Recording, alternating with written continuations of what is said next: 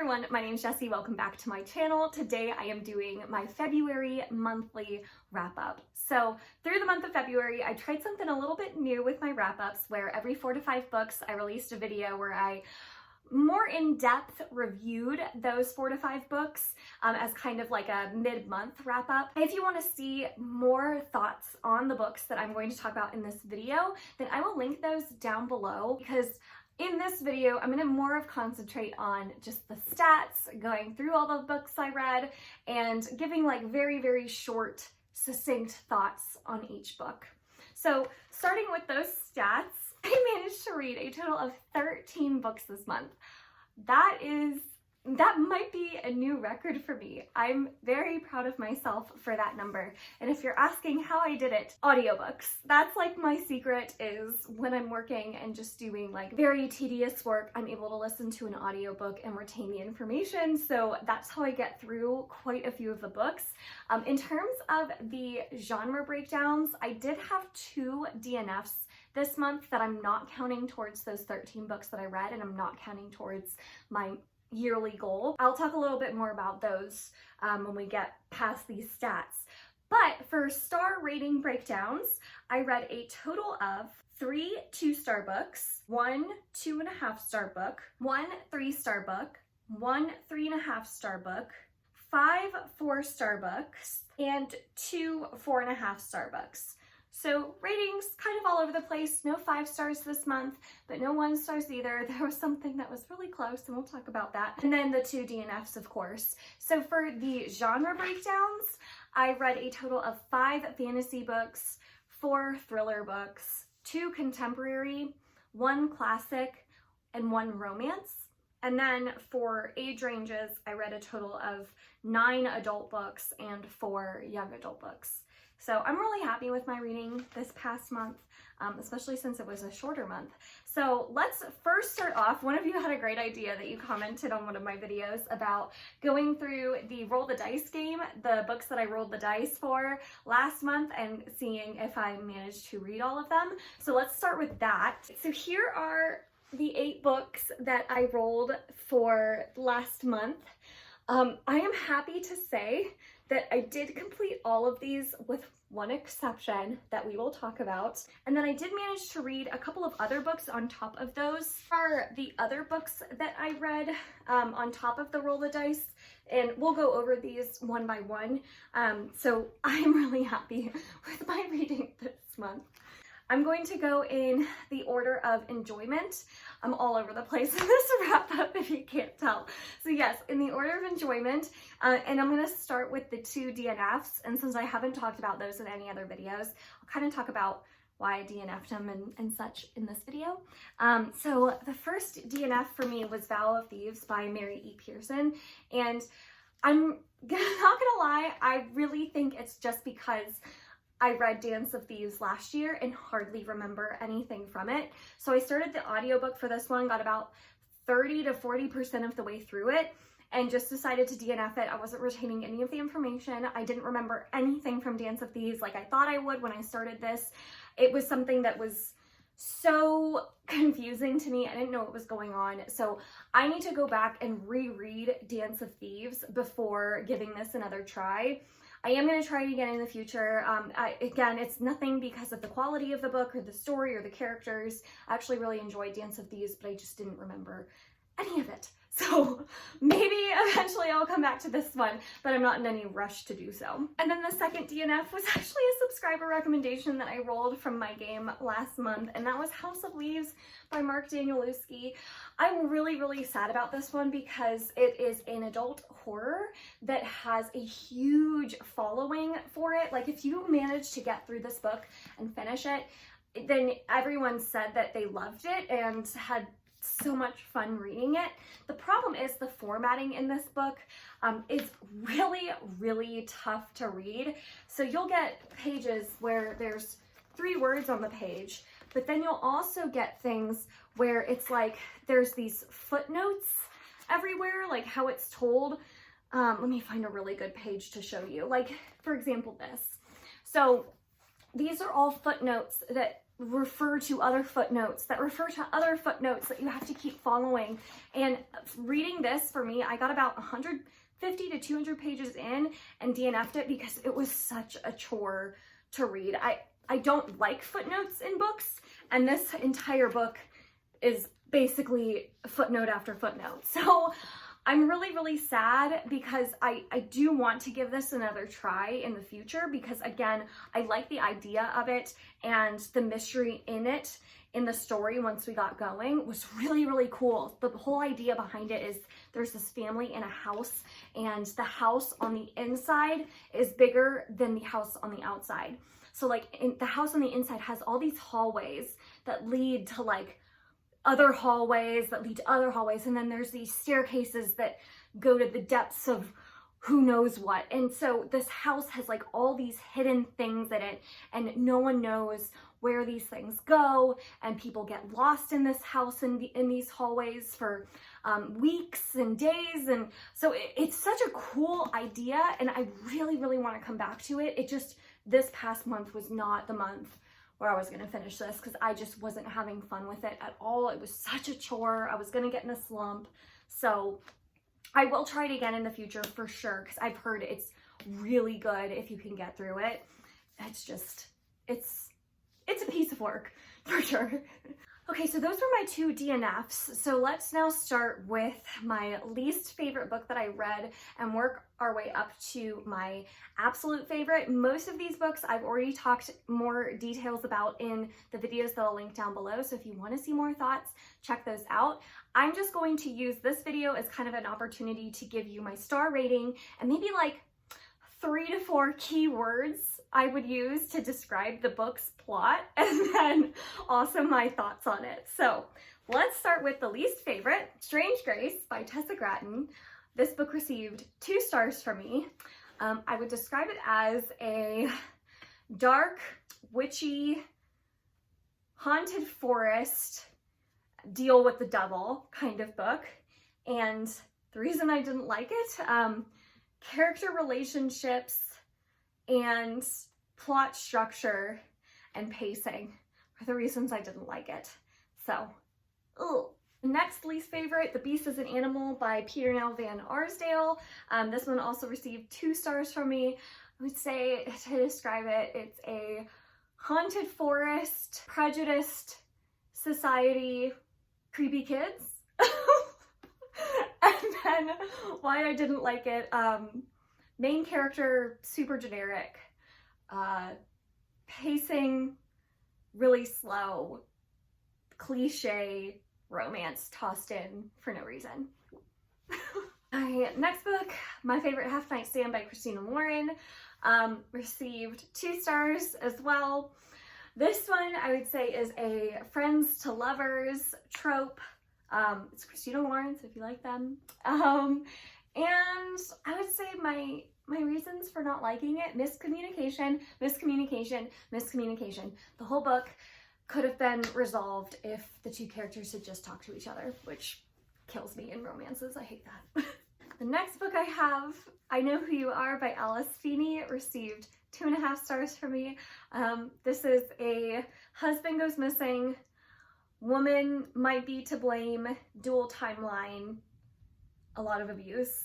And then why I didn't like it, preposterous twist, super gross ending.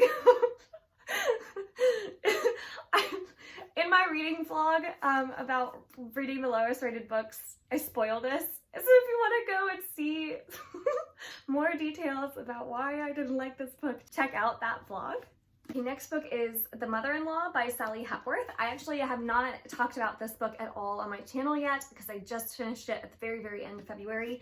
So this book follows a woman who doesn't have the best relationship with her mother-in-law, and her mother-in-law at the very beginning of the book, you find out, does pass away, and in a very strange way. Like, it looks like a suicide, but then we find out it might not be. And so you're following all these different timelines in this book where it jumps to different points in both the mother-in-law's life and the daughter-in-law's life. and kind of how their relationship evolved. And through those timelines, you're slowly starting to find out what might have really happened to this mother-in-law. Cool premise. It was just very average. Like, it didn't do anything spectacular. I would say the character of the mother-in-law was the most interesting part of this book, and exploring her past and why she was the way she was very interesting. I liked the character studies that were involved in this, but I would not classify this necessarily as a thriller because it just didn't have very thrilling aspects to it, and it read more like a Leanne Moriarty kind of like family drama mystery rather than like a full-on thriller. So if you like those kinds of stories, like very like Leanne Moriarty's My Husband's Secret, if you like that kind of thing, you might like The Mother-in-Law a lot. But it's definitely slower paced, and it's just the twist is fine, but it's nothing spectacular. So it just didn't really do anything to like wow me, but I didn't dislike it. I read the whole book and enjoyed, you know, myself, and that was it. It was just very, very average 3-star thriller. Then I read The Cuckoo's Calling by Robert Galbraith. This I gave a 3.5 stars. This is detective mystery, cool main character, apparent suicide, ? And the reasons I gave it the rating I did, I would say loved the main character of Cormoran Strike. Pacing was a little inconsistent, a little too long, and the twist was good, but not great. And now we're into my 4-star books. So these are all books that I recommend and really liked. So the first one would probably be the lowest of the 4-star books, but still a 4-star, and that was The Light Between Worlds by Laura E. Weymouth. This cover, this is a magical realism, sad story, young characters, definitely young adult, but deals a lot with depression. The reasons I liked it, I liked the older sister character a lot in this, and I liked how it handled the character studies and relationships. The fantasy aspect was weak in this, but it was very imaginative and I think had a good message. The next 4-star was Everything I Never Told You by Celeste Ng, which was also one of my must-read books of the year, so yay. Quick thoughts on it. It is a family drama contemporary book, very adult, deals with very heavy topics like suicide and depression, but it's also very beautiful and will stay with you a lot. The characters are not necessarily likable, but you still become very invested in their story. Next 4-star book I had is Our Dark Duet by Victoria Schwab. This one is the second book in a duology, so I'm not going to say anything about this book in particular, but I will give quick little details about the duology as a whole. Dark young adult fantasy, great world building, monsters that creep around this city, and 2 main characters who are opposites but also very likable and have a great character arc. Next is Pride and Prejudice by Jane Austen. Classic, yes, so I feel like there's not much I can say on top of this that you don't already know. Follows Mr. Darcy and Elizabeth Bennet, the classic quintessential love story. Not as heavy on the love as I thought it would be. The language is very, very difficult. This was not an easy read, but I enjoyed my time getting through this, and the characters are so lovable. And the last 4-star read I had is Dark Dawn by Jay Kristoff. This one I also finished at the very, very end of February, so I don't have a previous video on this book, so I'll talk a little bit more about it. Dark Dawn is the 3rd and final book in the Nevernight Chronicles, which is a 3-book series. This series overall is very, very adult. This is not young adult. I know quite a few people who think that Jay Kristoff is solely young adult. He is not. This is a very adult series. It's very gory, violent, lots of sex, lots of just everything. So lots of cussing, lots of politics. I really enjoyed the series overall. I gave every book 4 stars. So it's not a new favorite, but it's one that I'm definitely going to reread in the future. And I'm going to reread the books closer together, because I think the reason that I didn't fully enjoy this series the way I probably could have is because I had like years pass in between reading each book. And if I just read them back to back, I think I would have been fully invested. I would have remembered everything from all the other books, all those little details. This is a very sarcastic book as well. Like, the writing style I love, and the narrator in this book very often breaks the fourth wall with you, where he'll talk directly to the reader, which I think is a lot of fun, and it made this book really unique. And I actually laughed at some points throughout this series because of how sarcastic and witty the writing could get. The characters overall, I feel like this book in particular, I think the main character of Mia was the least likable she's been. She became much more of that generic fantasy protagonist hero, and I wanted her so badly to stay the way she was in Nevernight. And I know that we need like a character arc, and we need to see growth in the character throughout this series, and we did. It just wasn't the growth that I was hoping for, and it was like Mia could do no wrong, and all the characters loved her, and it was just a little bit like too much of like the Mia show, and then the other characters kind of didn't get as much development or love that they probably should have, but overall I really liked this series. I think the characters are probably maybe the weakest part of this series, but again, I think if I had read them all back to back, my opinion might change in the future. So I am going to give this another reread in the future and see if those problems that I had with it were just a result of me not reading them one after the other. And then my 2 4.5-star books for the month: The Fellowship of the Ring by Tolkien. Don't need to really talk about this one. I did talk about it in other videos. So classic fantasy, epic, great characters, great world building, super imaginative, highly recommend.